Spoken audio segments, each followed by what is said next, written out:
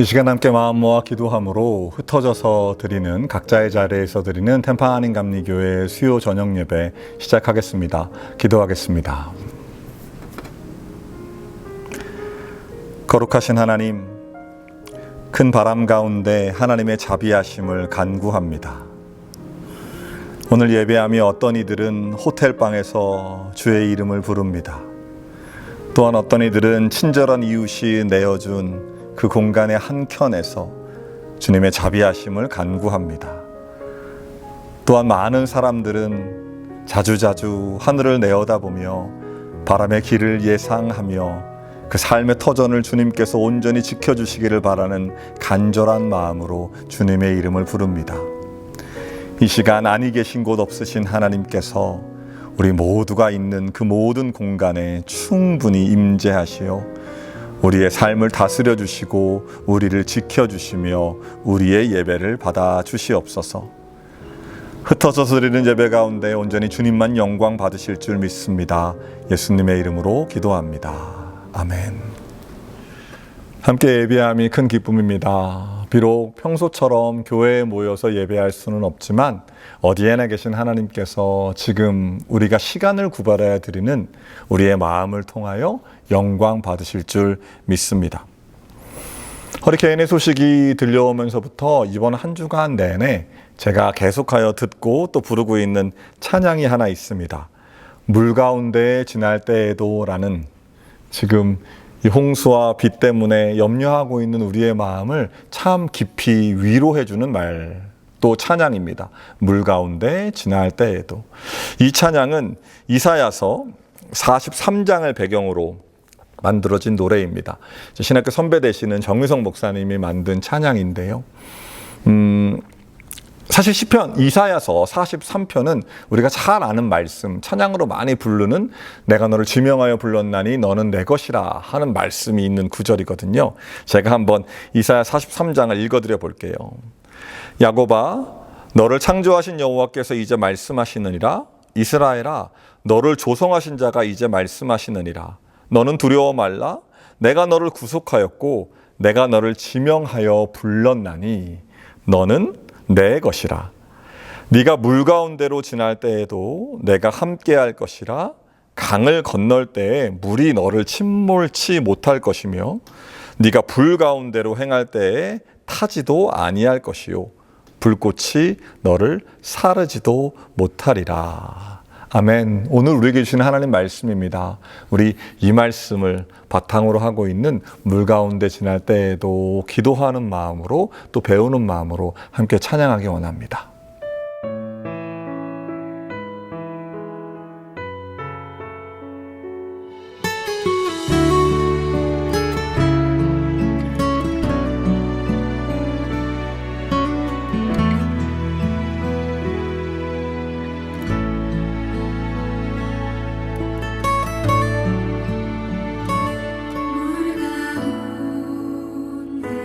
지날 때에도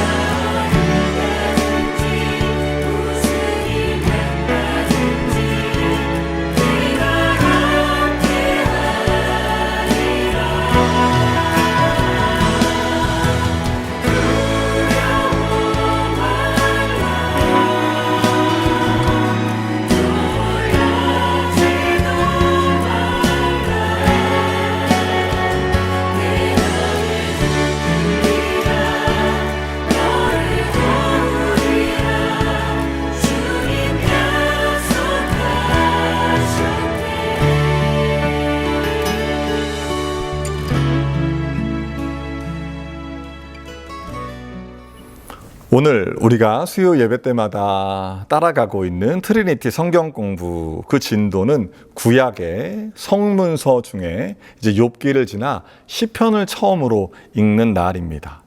교재를 보면 시편에 대한 여러 설명들을 하고 있습니다. 장르가 어떻고 어떠한 표현들이 사용되었으며 시대적인 배경은 어떻고. 그런데 오늘은 우리가 하나님의 지켜주심 또 하나님의 함께 하심을 바라고 흩어져서 예배하는 날이기에 시편에 대한 공부라기보단 시편을 하나님 말씀으로 그리고 이 안에서 하나님의 뜻을 발견하고자 시편 46편에 집중해 보고자 합니다. 오늘 읽기에 참 아름답고 그리고 적절하고 하나님이 우리에게 주신 말씀이라 저는 생각합니다. 시편이라는 말이 원래는 테헬림이라는 말이거든요. 그 테헬림은 찬양집, 복수의 찬양들이라는 말입니다. 그런데 한국의 성도들은 그 찬양집을 시의 모음이라고 번역해 놓은 것입니다. 시라는 말이 한자로 보면 언어의 집, 뭐 이런 뜻 아닙니까? 그러니까 우리가 어떻게 기도해야 할지 모를 때, 그리고 하나님의 뜻이 우리 삶 가운데 어떻게 전달되고 있는지 잘 알지 못할 때 그 언어가 안전한 집을 찾는 것이지요. 오늘 이 시편 46편의 언어들 속에서 이 시간 우리에게 하나님 원하시는 마음은 무엇인지 그리고 하나님은 우리와 어떻게 함께 하시는지 우리가 배워가기 원합니다. 제가 시편 46편 말씀 읽어드리도록 하겠습니다. 하나님은 우리의 피난처시요 힘이시니 환난 중에 만날 큰 도움이시라. 그러므로 땅이 변하든지 산이 흔들려 바다 가운데 빠지든지 바닷물이 솟아나고 뛰놀든지 그것이 넘침으로 산이 흔들릴지라도 우리는 두려워하지 아니하리로다. 한 시내가 있어 나뉘어 흘러 하나님의 성 곧 지존하신 이의 성소를 기쁘게 하도다. 하나님이 그 성 중에 계심에 성이 흔들리지 아니할 것이라 새벽에 하나님이 도우시리로다. 문 나라가 떠들며 왕국이 흔들렸더니 그가 소리를 내심에 땅이 녹았도다. 만군의 여호와께서 우리와 함께 하시니 야곱의 하나님은 우리의 피난처시로다. 셀라. 와서 여호와의 행적을 볼지어다. 그가 땅을 황무지로 만드셨도다. 그가 땅 끝까지 전쟁을 쉬게 하시며 활을 꺾고 창을 끊으며 수레를 불사르시는도다. 이르시기를 너희는 가만히 있어 내가 하나님 됨을 알지어다. 내가 뭇 나라 중에서 높임을 받으리라. 내가 세계 중에서 높임을 받으리라 하시도다. 만군의 여호와께서 우리와 함께 하시니 야곱의 하나님은 우리의 피난처시로다. 셀라. 아멘. 오늘 우리에게 주시는 하나님의 말씀입니다. 말씀 주신 하나님께 감사를 드립니다. 오늘 이 시편 46편의 말씀을 읽어보면 이 시인, 시편의 기자 또한 우리와 비슷한 상황에 처해 있다 하는 생각을 해보게 됩니다. 3절 말씀은 이렇게 말합니다. 바닷물이 솟아나고 넘침으로 그의 삶의 터전이 흔들리고 있다고 말입니다. 그런데 그렇게 난리가 났다, 자연의 재해가 몰려온다라는 말로 시편이 끝나지 않습니다. 말씀은 이렇게 이어집니다. 우리는 두려워하지 아니하리로다. 아무 일이 없을 때 나는 믿는 사람이야, 난 두려움이 없어 라고 말하는 일은 쉬울지 모르겠습니다. 하지만 진짜 믿음은 이러한 삶의 위기 가운데 드러나기 마련이지요. 깊은 서랍에서 초를 몇 개 꺼내 두었습니다. 이런 초들입니다.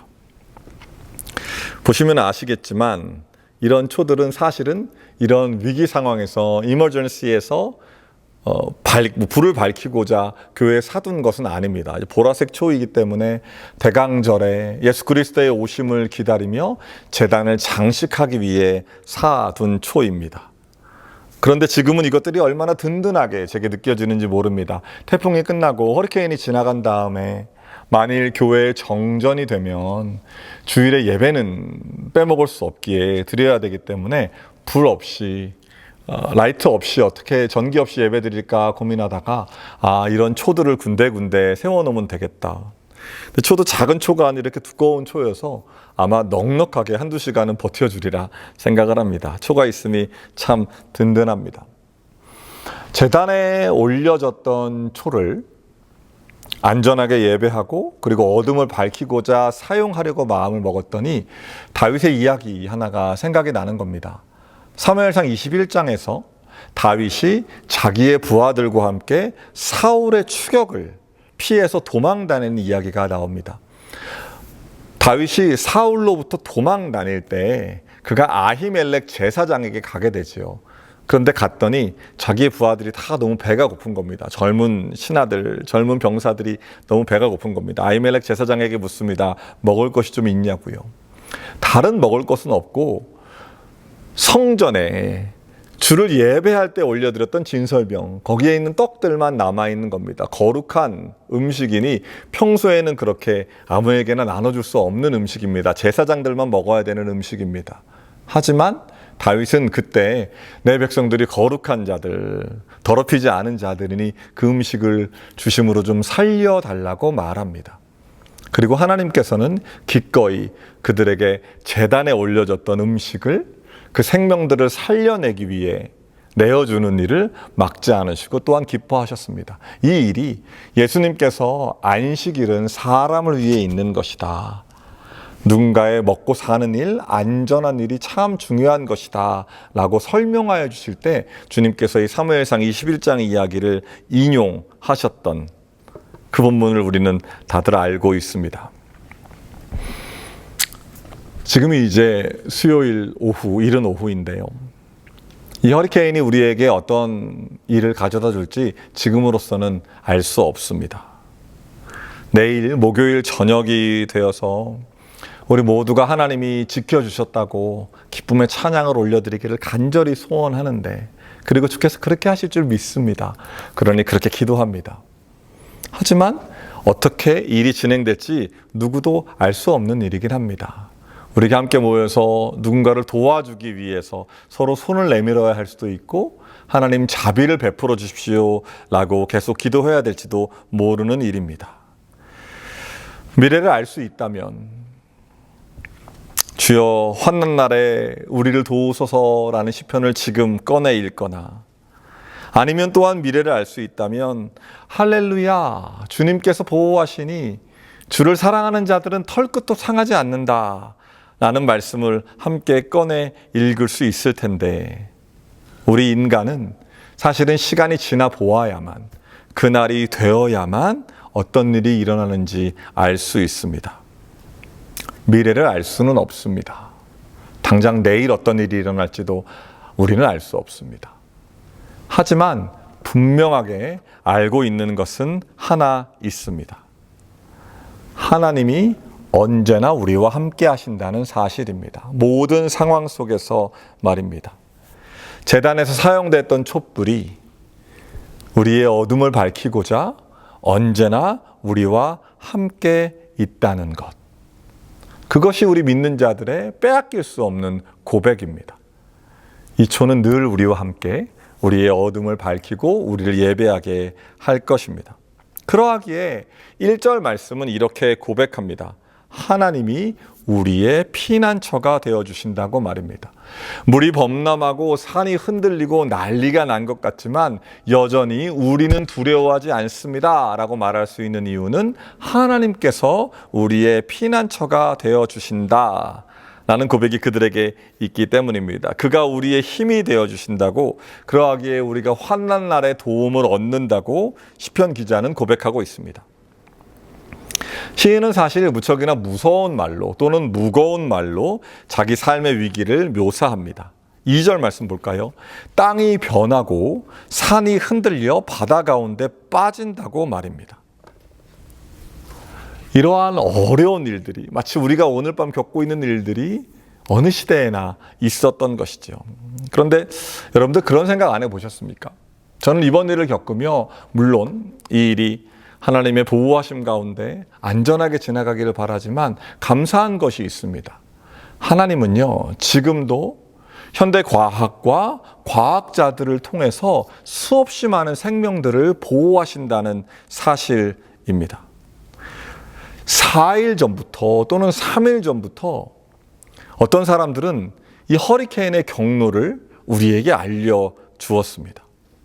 사실 이 일이 놀랍지 않으십니까?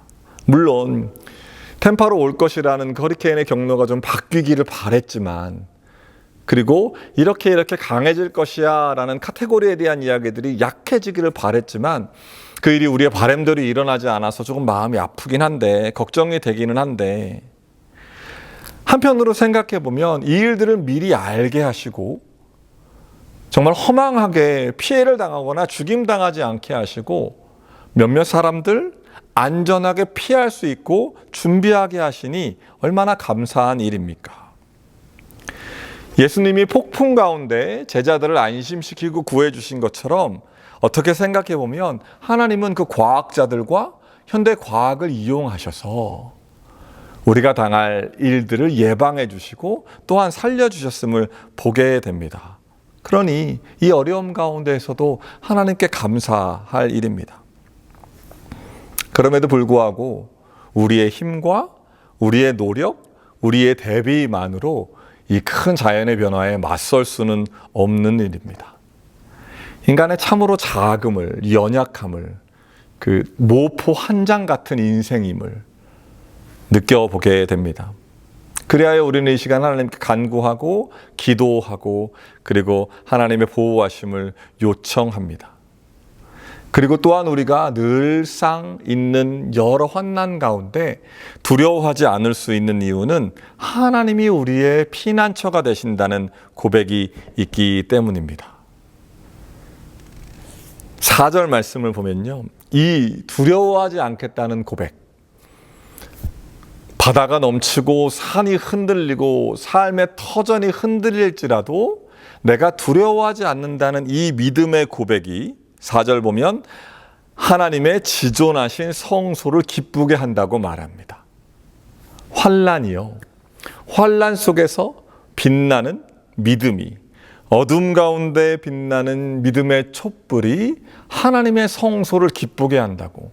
그러니 믿음의 눈으로 보면 이 어려운 환난 날이 우리가 예배할 수 있는, 하나님의 영광을 드러낼 수 있는 기회인 것이지요. 특별히 오늘 밤에 이 5절의 말씀을 함께 읽고 싶습니다. 하나님이 그 성중에 계심에 성이 흔들리지 아니할 것이라 새벽에 하나님이 도우시리로다. 가장 큰 허리케인의 바람이 내일 새벽 이 땅을 지나간다고 하지요. 이 말씀이 우리 안에 응답될 줄 믿습니다. 그 새벽에 하나님께서 누구도 다치지 않도록 우리를 지켜 보호하여 주실 줄 간절한 마음으로 기도합니다. 이 시 속의 성은 예루살렘 성을 의미할 것입니다. 하지만 실제로 하나님이 계시는 성은 그가 주인 되신 우리 모두의 영혼 그리고 우리의 삶일 것입니다. 폭풍 속에서도 예수님이 그 배 위에, 그 성과 같은 배 위에, 배 안에 함께 계실 때 그들은 두려워하지 않을 수 있었습니다. 주님께서 그들을 지켜주셨습니다. 평화를 잃지 않았습니다. 주님께서 이 새벽에 여러분들 성에, 여러분들 삶에, 여러분들 가정에 임하시고 그리고 자비를 베푸셔서 지켜주시고 은혜 주시기를 간절히 소원합니다. 우리 교회에도 불과 열흘 전에 있었던 허리케인 헬렌으로 인해 어려움을 겪으시는 분들이 꽤 여럿 계십니다. 참 다행인 것은 그 예상치 않았던 어려움들 가운데 마음이 정말 힘드셨을 텐데도 어떠세요? 라고 여쭤보면 다치지 않아서 다행이라고, 그리고 또 그 망가져버리고 물에 무너져버린 것들을 다시고 복구하시고 처리하시고 희망을 버리지 않는 모습을 보며 참 감사하고 또한 감동을 느끼기도 합니다. 하지만 저는 잘 알고 있습니다. 왜 괜찮다가도 또다시 어려운 마음이 드시지 않겠습니까? 물에 젖은 자네들과 망가져버린 삶의 터전을 보는 일이 얼마나 가슴 아프시겠습니까? 그런 분들에게, 그리고 또한 지금도 큰 바람 앞에서 두려움 느끼는 모든 분들에게 오늘 이 말씀이 하나님의 말씀이 되기를 바랍니다. 하나님께서 여러분의 성, 여러분의 삶터, 여러분의 가정 가운데 함께 계셔서 하나님이 그 성 중에 계심에 성이 흔들리지 아니할 것이라 새벽에 하나님이 도우시리라. 이 말씀이 우리 안에 응하게 될 줄 믿습니다. 희망과 용기가 우리 안에 말씀을 통해 찾아오고 있음을 보게 됩니다. 7절에서 시인은 야곱의 하나님이 우리의 피난처가 된다고 고백합니다. 피난처, 영어로 따지면 쉘터이겠죠. 플로리다 생활이 4년 차인 저는요, 사실은 요번 허리케인 이 큰 바람이 오기 전까지 우리 동네에 쉘터가 어디 있는지 알지 못하고 있었습니다. 그런데 이번엔 좀 피할 필요도 있겠다라는 기사 또 뉴스를 보면서 일부러 쉘터가 어디인지, 피난처가 어디인지 찾아보았습니다. 평소 아무런 환란이 없을 때에는 피난처에 신경을 쓰지 않습니다. 무척 흥미롭죠. 하나님이 피난처시라면 사실 우리는 환란이 없을 때는 피난처를 신경 쓰지 않는 사람들입니다. 믿음의 눈으로 보면 이러한 환난이 우리에게 옴으로 해서 우리는 인간의 자금, 인간의 부족함, 하나님을 찾을 수밖에 없음을, 피난처를 찾을 수밖에 없음을 깨닫게 됩니다. 어려움이 없을 때에는 우리는 하나님을 많이 생각하지 않았을지도 모릅니다. 하지만 바람에 날아갈 수 있는 존재가 곧 우리라는 것을 깨닫는 바로 그 순간 하나님은 우리의 피난처가 되어주십니다. 우리의 피난처 되신 하나님은 전쟁을 쉬게 하시고 활을 꺾으시며 수레를 불사르시는 분이십니다. 하나님이 아니고서는 누구도, 어떠한 존재도 우리에게 이 평화와 생명을, 안녕을 가져다 줄 수 없습니다.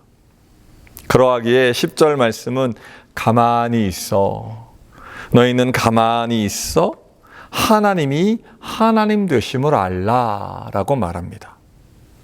가만히 있으라는 말은 결코 아무 일도 하지 말라는 말은 아닐 것입니다.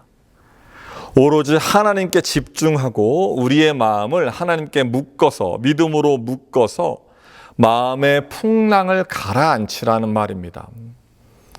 제가 좋아하는 목사님은 이렇게 표현하셨더라고요.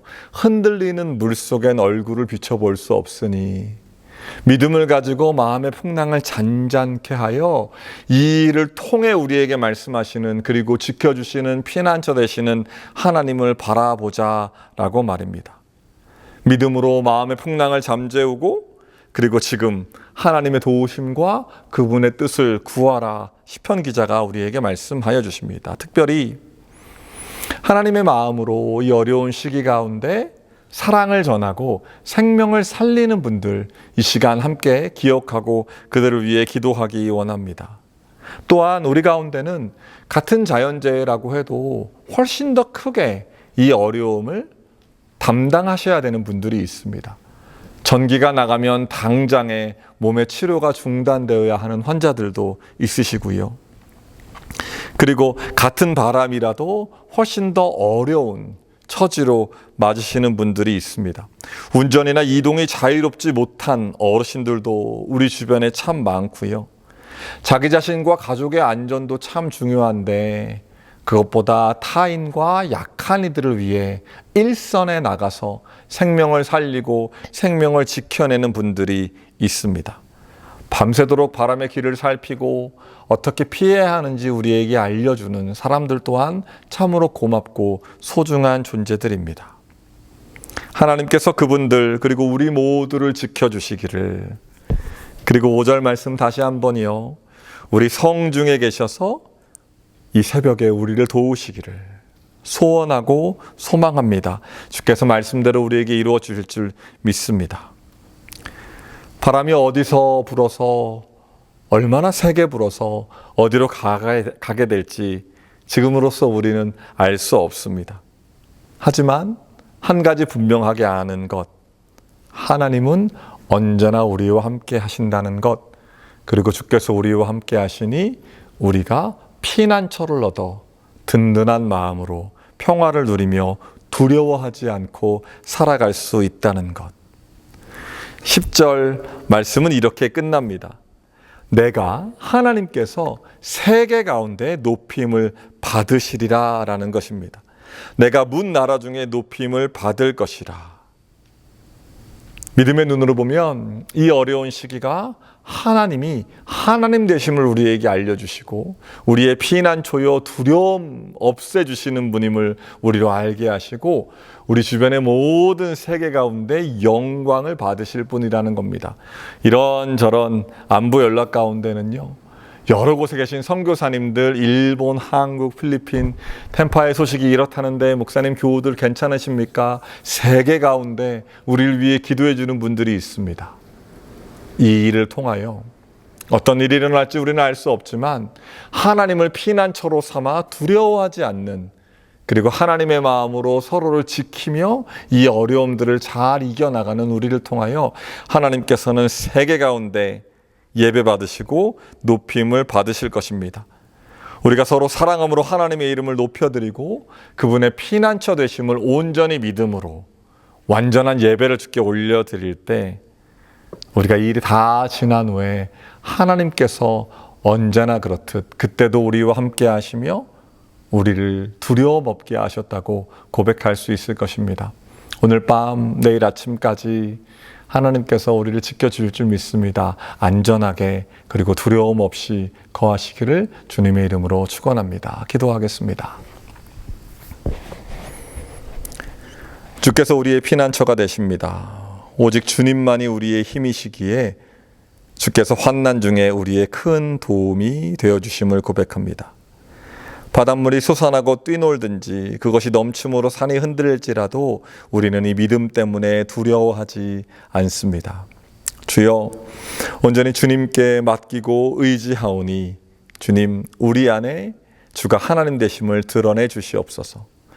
피해를 입지 않게 하시고 약한 자들을 살피고 보호함으로 주의 영광을 드러내게 하여 주시옵소서. 이 큰 바람이 모두 지나고 하나님의 은혜를 찬양하는 우리 모두의 예배를 주님 기뻐 받아 주시옵소서. 구원하시는 주 예수 그리스도의 은혜와 바람의 주인 이 땅의 주관자 하나님의 보호하시는 은총과 이 일을 통하여 예배 받으시며 우리를 지켜주시는 말할 수 없는 탄식으로 함께 하시는 성령의 동행하심이 흩어져서 드리는 모든 예배자들 가운데 이제로부터 오래도록, 특별히 오늘 밤과 내일 새벽을 지나 내일 아침을 맞이하는 그 시간까지 보호하심으로 함께 계시기를 간절히 축원하옵나이다. 아멘.